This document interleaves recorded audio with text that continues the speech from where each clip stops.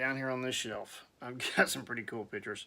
This is actually a picture I just took at NAMM, or had taken, of me and my buddy Damon Johnson and Michael Anthony when he introduced me to Michael Anthony.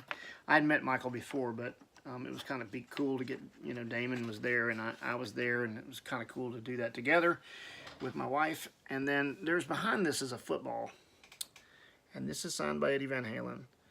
This came from a guy at a radio station up in, I think Pittsburgh or somewhere up in the east.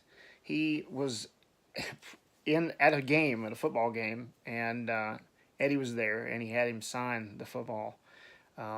It was, like I said, a radio guy, so they were in a private room or whatever, and he happened to have a football around and had it signed. So that's kind of a cool, weird collectible of Eddie Van Halen's. You don't get many.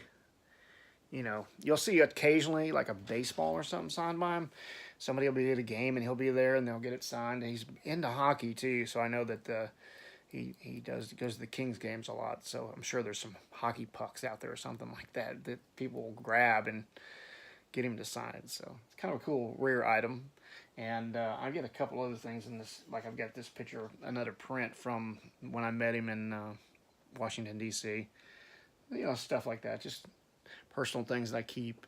Of course, up on this wall is my most prized possession, probably, is the frame for the Smithsonian event where I met him. I actually have two frames for this. There's one up there. This one's got all the magazines and press that was released around the same time that happened.